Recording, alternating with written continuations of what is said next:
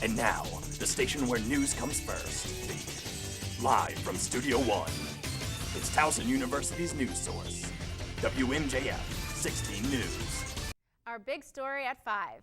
Flipping over beds, like ripping clothes around, like going through drawers. If you feel safe living on campus, you might think twice about letting your guard down. 16 News reporter Lauren Piccolo has an exclusive interview with the victim of the armed robbery on campus. Freshman Matt Gregoric didn't know his life would be threatened when he heard what he described as a friendly knock on his dorm room door.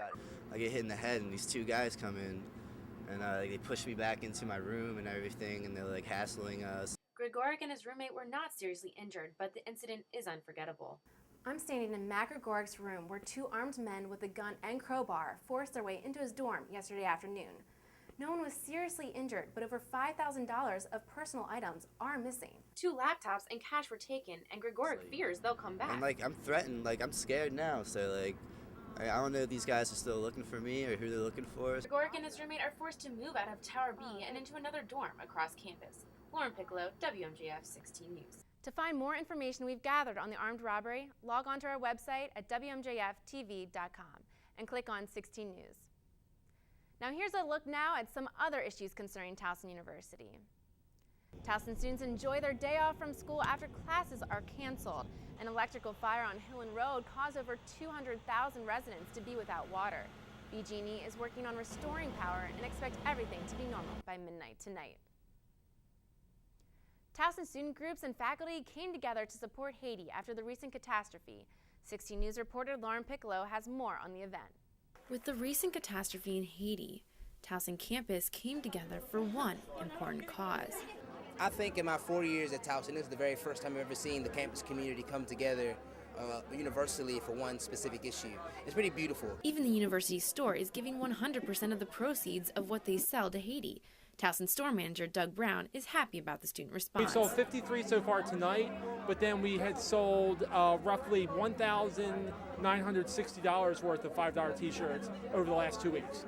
So we have at this point broken well over $2,500.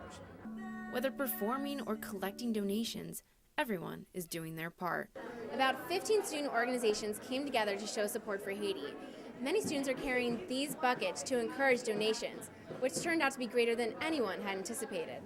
LBS president and coordinator of TU for Haiti, Adam Jackson, is especially astonished by the support. I didn't know there were going to be this many volunteers, this many tables, this much money we're going to raise. I'm actually pretty blown away and pretty flabbergasted by how much people have come out and supported, especially the Greek community. It's a large portion of them have come out tonight. A lot of the BSU members, a lot of people that we just don't know, just come out and support Haiti, donate a lot of money. It's been fantastic so far. Over 20 performers set the mood for 528 people who attended the event. Paul's was filled to the maximum capacity throughout the night. Lauren Piccolo, WMJF TV, 16 News. If you would like to support Haiti, go to helphaitinow.org. Put yourself in her shoes. That is what many men did when they paraded around campus in women's high heels.